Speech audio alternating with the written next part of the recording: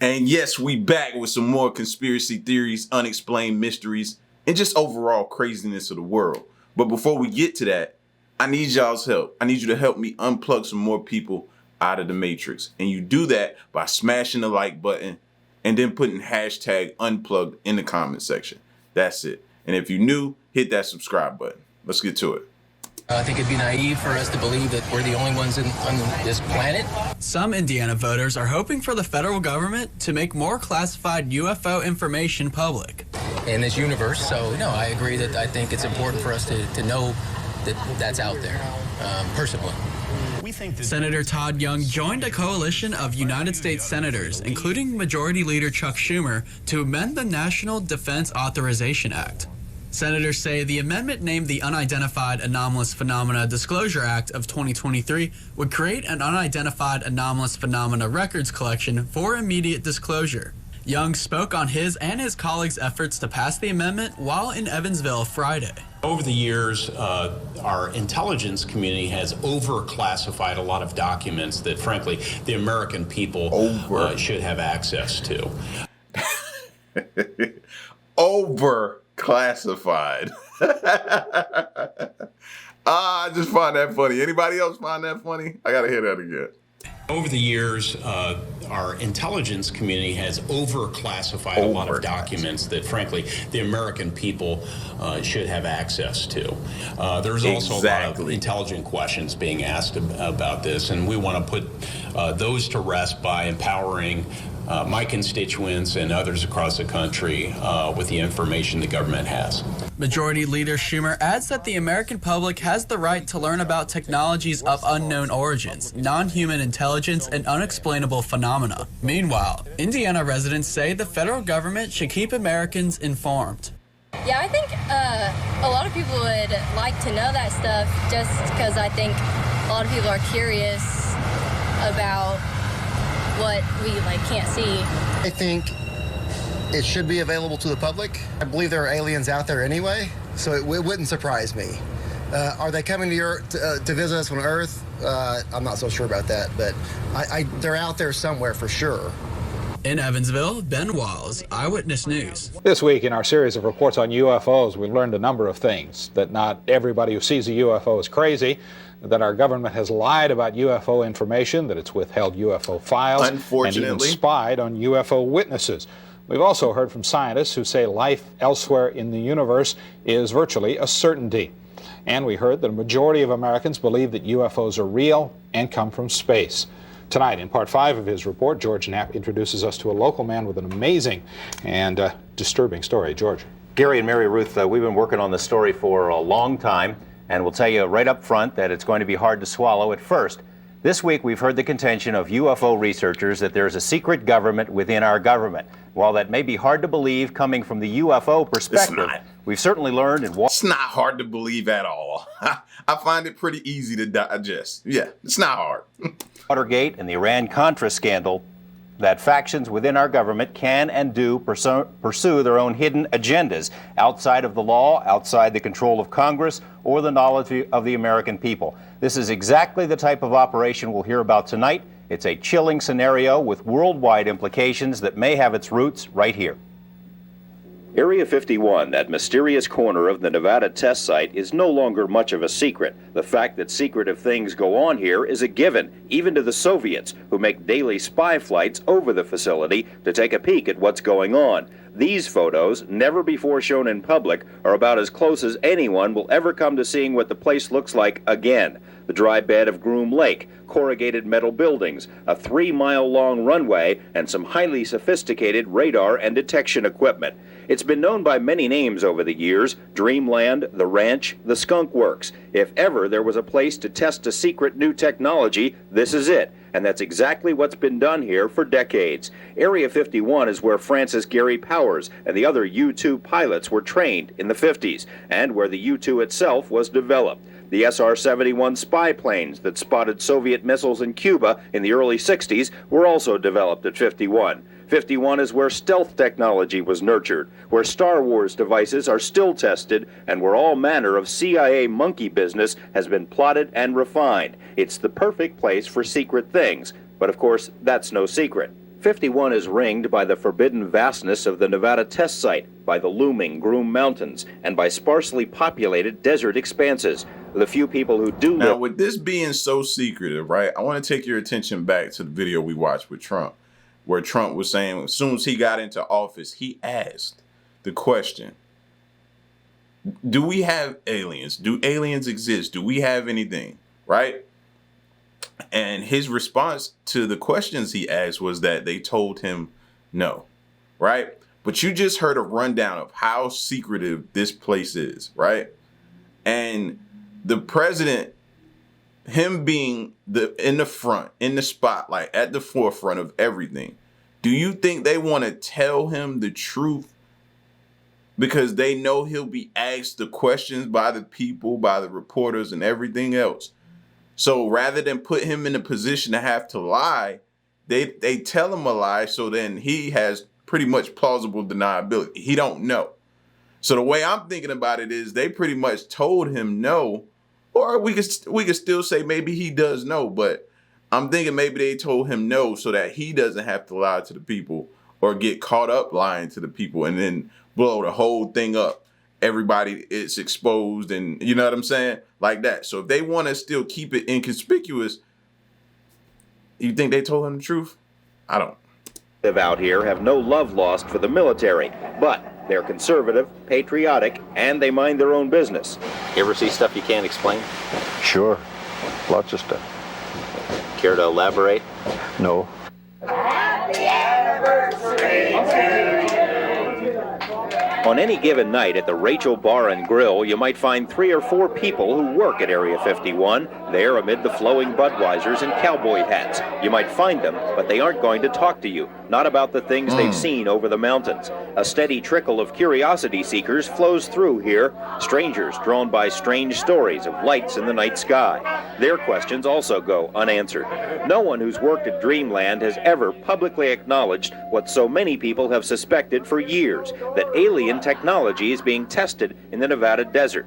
The speculation first surfaced in documents obtained by UFO researchers, documents about something called Project Aquarius. The documents, allegedly prepared for an organization called MJ-12, state that a program to fly recovered alien spacecraft was established in 1972 and is continuing in Nevada. The National Security Agency has confirmed it does have a Project Aquarius, but denies it has anything to do with flying saucers. NSA will not say what Project Aquarius is. Speculation was heightened in 1984 when the Air Force seized nearly 90,000 acres around Groom Lake. The action was, by most accounts, illegal. During congressional hearings about the land grab, Congressman John Seiberling grilled the military about the legal authority used in the action and was told the authority was at a much, much higher level than the Air Force. Seiberling asked what authority is higher than the laws of the United States. The Air Force official said he could respond, but only in a closed briefing. In 1987, when the Air Force sought to renew its stranglehold on the Groom Range, news articles once again mentioned the talk about alien spacecraft, and subsequent articles in national magazines quoted unnamed sources about things of alien origin flying in Nevada, things that would make filmmaker George Lucas drool. Despite the speculation, no one who knew Area 51 from the inside ever talked publicly about the saucer stories. Well, there's several, actually 9 flying saucers, flying discs that are out there of extraterrestrial origin. The live interview with the shadowy Dennis drew international attention. Portions were broadcast by radio in 6 European countries and in a nationally televised TV special in Japan. Actually 9 flying saucers, flying discs. Despite numerous inquiries and feelers, Dennis has remained anonymous until now. His real name is Robert Lazar, a young scientist with eclectic interests. The choice of Dennis was an inside joke. He says that's the name of his superior at Groom Lake. It wasn't a joke to Dennis. He called right after and he said, "Do you have any idea what we're going to do to you now?" And I said, "Well, no." And he hung up the phone. Lazar's story is, by any standards, fantastic. He says he's telling it in order to protect himself. He says he was hired to work at an area called S4, which is a few miles south of Groom Lake. At S4, he says, are flying saucers, antimatter reactors, and other working examples of technology that is seemingly beyond human capabilities. Right, this came from somewhere else. I mean, as bizarre as that is to believe, but I mean, it's there. I saw it. I know what the current state of the art is in physics, and it can't be done. Checking out Lazar's credentials proved to be a difficult task. He says he earned degrees in physics and electronics, but the schools we contacted say they've never heard of him. He also said he worked as a physicist at Los Alamos National Lab, where he experimented with one of the world's... Never heard of him. How have you, like... I'm telling you, man, this is a dirty game being played, bro. Dirty game. And they don't care who they step on, who they erase, who they wipe out. They don't. And imagine, these people were all loyal to them at some point, doing what they needed to do, keeping their secrets contained, everything. But as soon as they step outside of the line, you heard the phone call he just said he got? Do you have any idea what we're going to do to you? After I put in all this work, and done this and kept secrets and all this, now you want to, okay.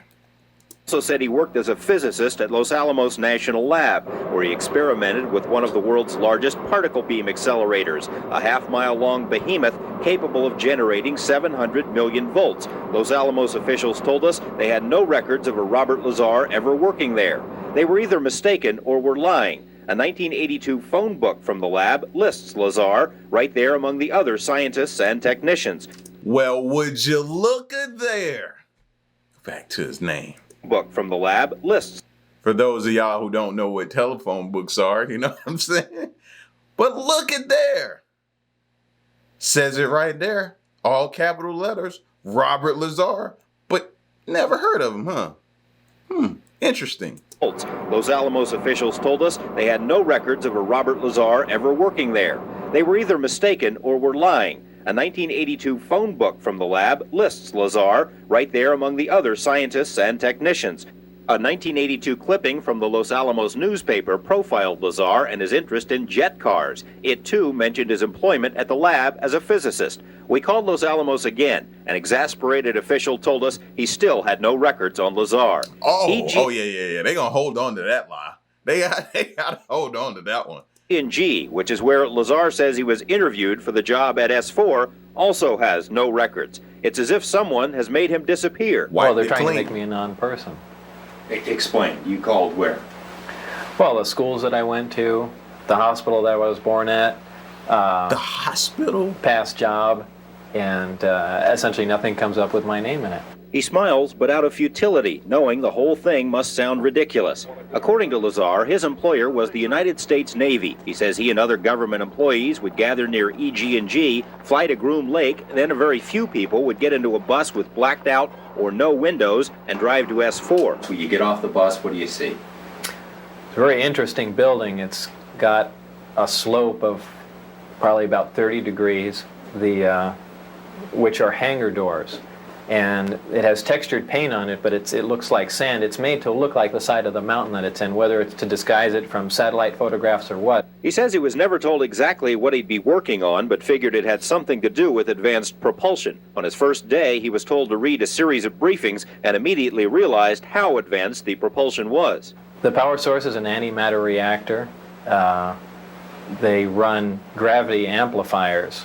There's actually two parts to the drive mechanism. It's a bizarre technology. There's no physical hookup between any of the systems in there.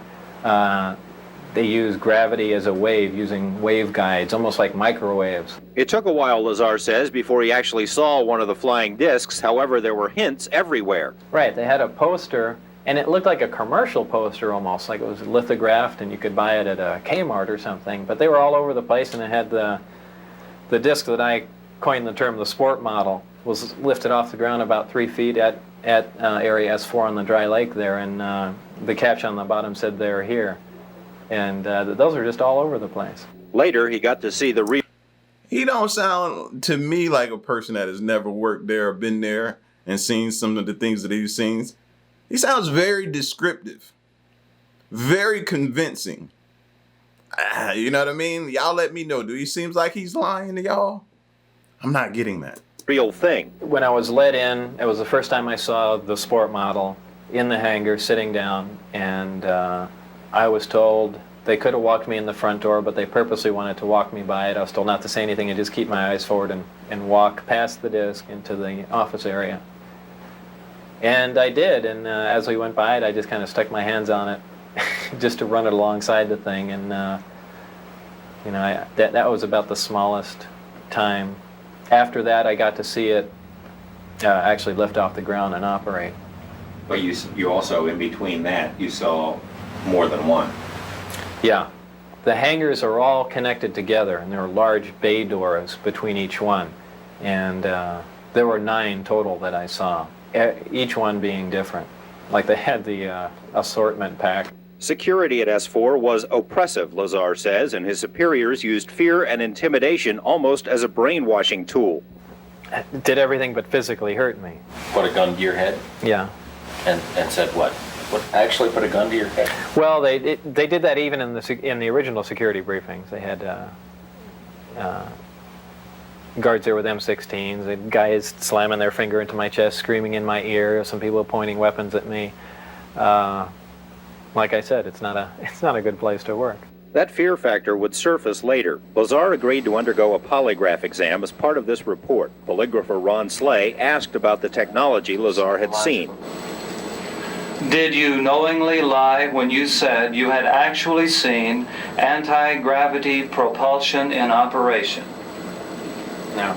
The results of this exam were inconclusive. Lazar appeared to be truthful on one test, deceitful on a second. Slay recommended that a second examiner be brought in. Polygrapher Terry Tavernetti runs a corporate security operation and is a former Los Angeles police officer. He put... Now, the thing about some of those lie detector tests, I almost feel like, and maybe it's because I heard somebody say it on a show, and ever since then I've been kind of married to that thought of them being able or having the ability to make the results of the lie detector test sway in whichever way they want it.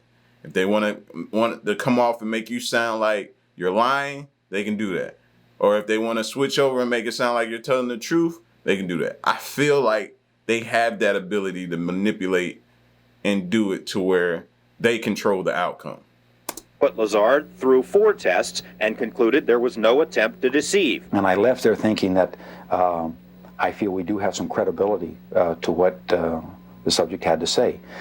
And that's when I went to some of my colleagues. Tavernetti sent the test results to a 3rd polygrapher who agreed the results appeared truthful. The charts were then sent to a 4th examiner who did not agree, suggesting Lazar might be relating information he'd learned from someone else. The polygraphers conferred and decided they would not issue a final statement on truthfulness until more specific testing can be conducted, and that's where it stands. Tavernetti believes that difficulty in determining Lazar's truthfulness stems from the fear that was drilled into him. I think we're talking about a subject here that is so far-reaching, and it is so emotional.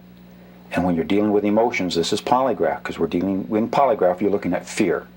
The fear of getting caught telling a lie because something bad will happen to you if you do. Well, I am telling the truth. I've tried to prove that.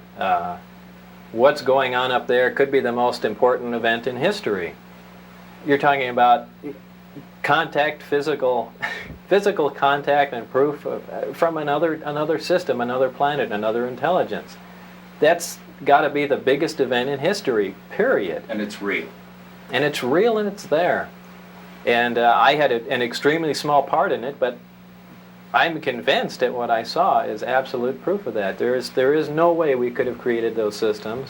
There's no way we could have made the discs, the power supplies, anything to go with them. Lazar says he has no intention of going on any UFO lecture circuit. He's not looking to do any additional interviews. In fact, he wasn't too crazy about doing this one. He did it after certain unfavorable things started happening in his life, and he did it because he feels that whoever is running the show up at S4 is perpetrating a fraud on the American people and on the scientific community. We intend to have much more about this story, about the operation up there, on Monday and beyond. This is by no means the end of this series of reports. In fact, on Monday, including in our story there, support testimony from other people who say they have knowledge of the flying discs at the test site and information from people who know Lazar very well and insist his story is true. If indeed they have these flying saucers, George, it seems like it'd be really hard to keep it so secret. Well, yeah, it would seem that way, except for as Lazar asked his superiors up there, they say it's the easiest secret in the world to keep. It's leaked out many times before and nobody believes it. What's the Navy saying about all of this? Well, of course, the Navy is supposed to have been his employer, and we have put some fairly pointed questions to them. Of course, number one, it may not be the Navy at all. Information is so compartmentalized up there, no one is exactly sure who is in charge. We have put the questions to several Navy departments. The answers thus far have been unsatisfactory. We've applied for more information through the Freedom of Information Act, and that information will be revealed on Monday as well. You believe his story, don't you? Yeah, I do. Yeah, I've got to know him pretty well over the last couple of months, and I believe he's telling the truth. Fascinating stuff. Thanks, you, George. Thanks, George.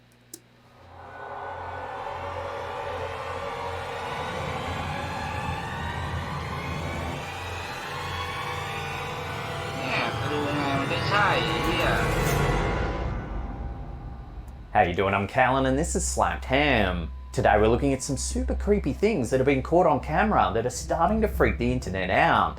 So hit that subscribe button and get ready for more creepy content. Just like this.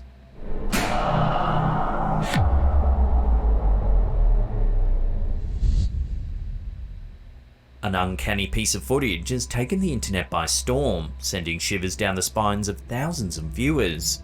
Uploaded to YouTube by user Nixmatic, the footage, purportedly captured by a security camera set up in a temple somewhere in southern Asia, is causing quite the stir. In the video, all seems perfectly ordinary. Until something quite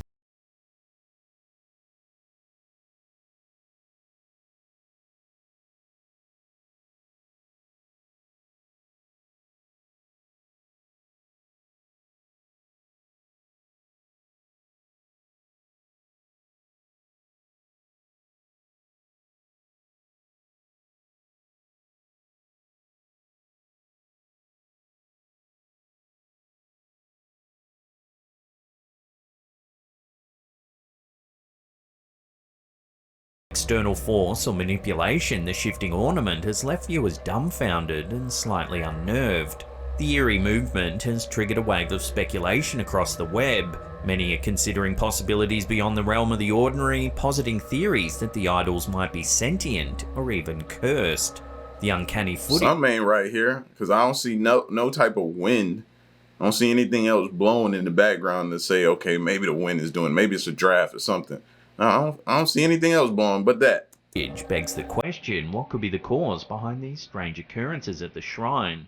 Is it a simple trick, or is there something more mysterious at play here? Join the conversation and share your thoughts in the comments down below.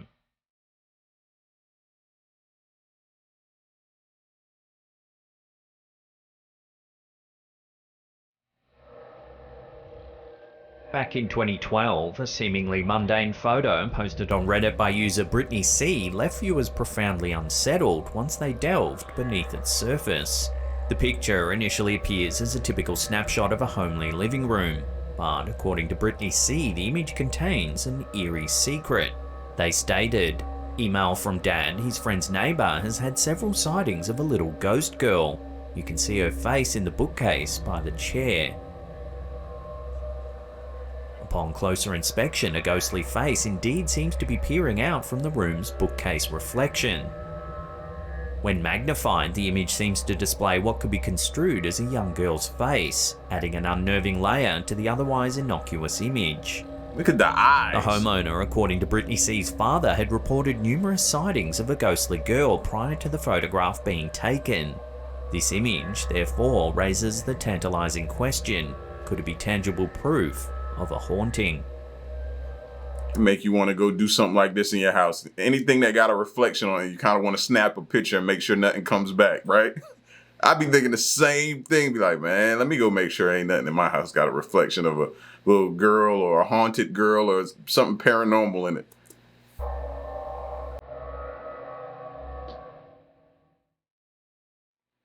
In an intriguing incident, a video shared by one of our viewers, going by the username NoDuck8927, has piqued the curiosity of viewers on our subreddit.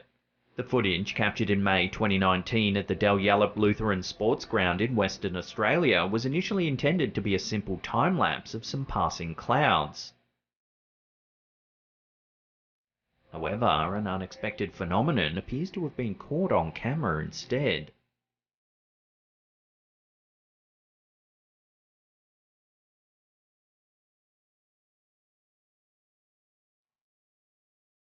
At around the 16-second mark, a strange blue haze materializes in the foreground of the video. I see it.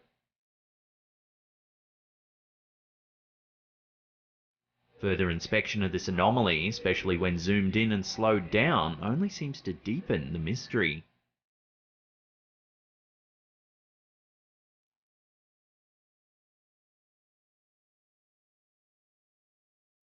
With no immediate explanation available for the mysterious occurrence, speculation has run rampant.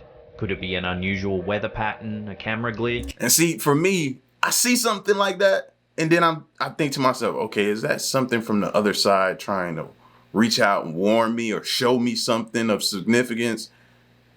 It ain't always got to be like negative or something trying to attack or get you or pull you to the other side. You know what I mean? It could be a warning. Or perhaps something entirely unexplainable.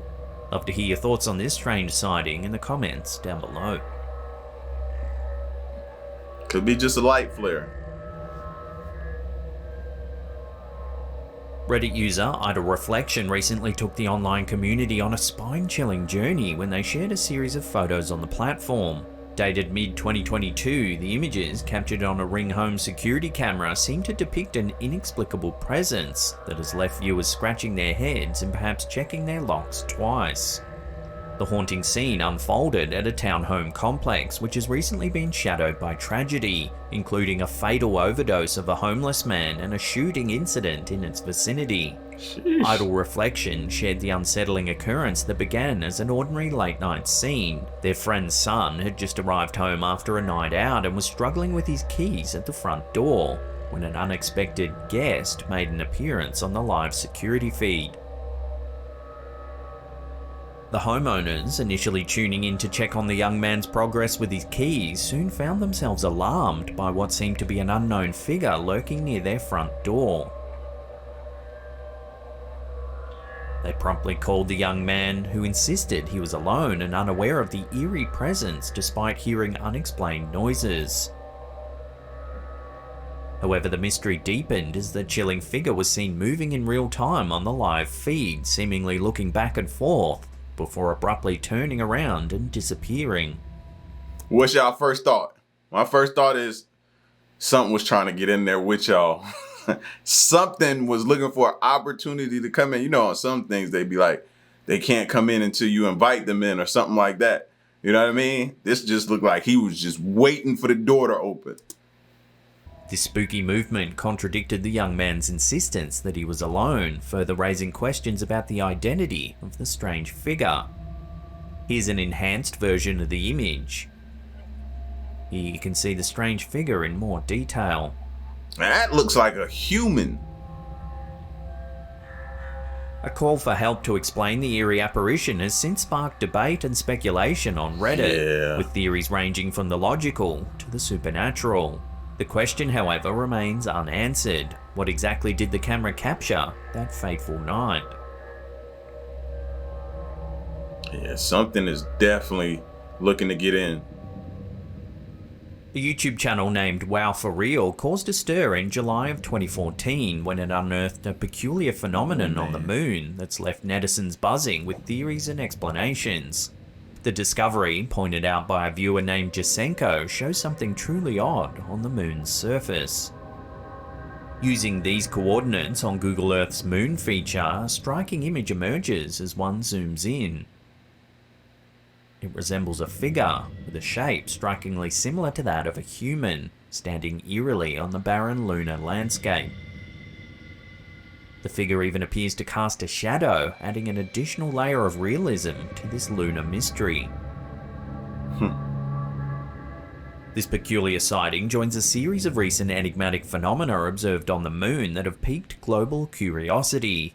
In recent years, moon enthusiasts and researchers alike have reported instances of seemingly artificial structures and unexplained luminosities on our celestial neighbour, creating a buzz in both scientific communities and amongst conspiracy theorists. A notable instance occurred on May 14, 2021, when a video shared by TikTok user Larry Liu took social media by storm.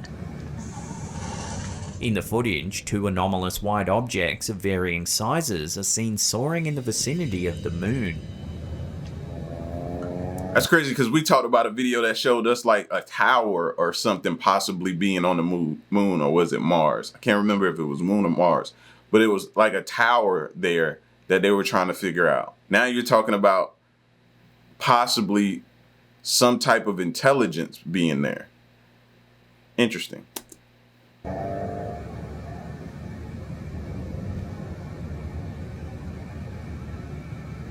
Definitely looks like something. What phone is that? What phone can do that? What phone? I know a lot of people are gonna be like the Samsung. Don't say iPhone, so I got one. And I don't think the iPhone can zoom in that far, but I think that Samsung can do that possibly.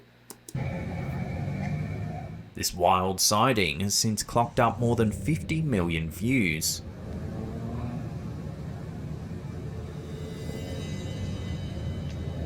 While some argue these anomalies to be mere optical illusions or quirks of lunar geography, others are quick to propose more otherworldly theories, including the presence of alien life or long-lost human technology.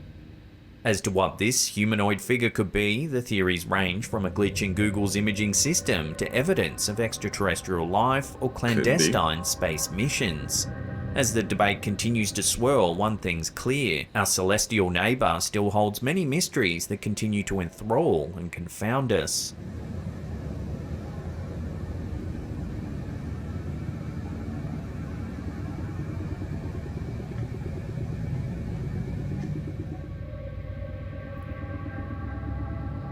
In mid-2014, a Reddit user named rmarino817 introduced the online community to a conundrum that's still debated. The seemingly innocent photo uploaded on the platform harbours an eerie presence that continues to puzzle viewers. The photo, shared by a friend's mother, captures an endearing moment, a little girl trying on her mother's shoes.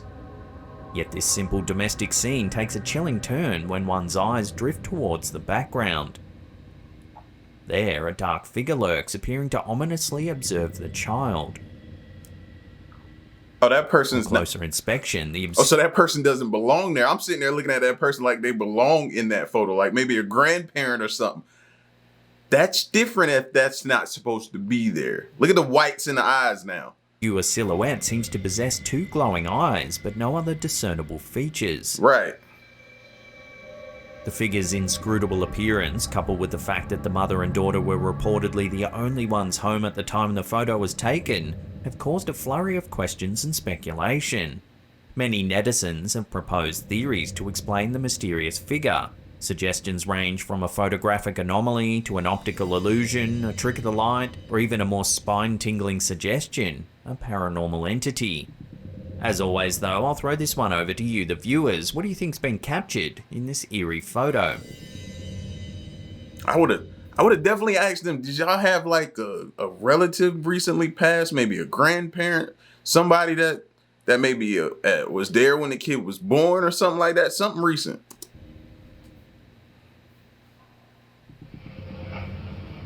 A chilling CCTV clip from late Feb 2023 has captured the attention of the internet thanks to a TikTok upload by user JoLo777.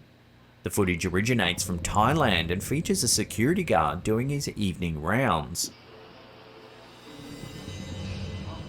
The security officer is in a neighbourhood park responding to a reported disturbance.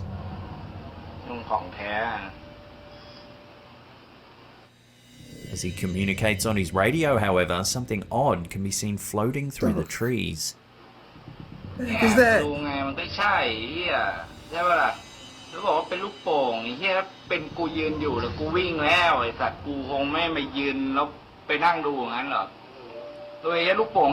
The ambiguous figure's ghostly quality has led some TikTok viewers to suggest it might be a sighting of the Krasu, a notorious entity from Thai folklore.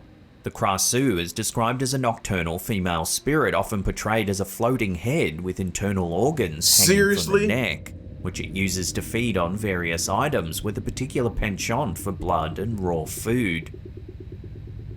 To this day... Well, the way it was moving, it definitely didn't come off as like a bird or some type of other animal. It didn't. The way it just moved across was even strange. The security officer has no way of properly explaining what he saw that night. So for now, this bizarre encounter will have to remain a mystery. แล้วบอกว่าเป็นลูกโป่งไอ้เหี้ยเป็นกูยืนอยู่แล้วกูวิ่งแล้วไอ้สัตว์กูคงไม่มายืนแล้วไปนั่งดูอย่างนั้นหรอกโดยไอ้ลูกโป่งนี่อะไรอ่ะลอยบินลงมาหลบต้นไม้ได้นะลูกโป่งหาเลยอ่ะลงมาหลบต้นไม้เลยอ่ะ Before we take a look at a chilling photograph taken at the infamous Myrtles Plantation, remember to hit that subscribe button, then tickle that little bell icon there and turn on all channel notifications. That way you'll be in the loop every time we drop our scary and creepy videos.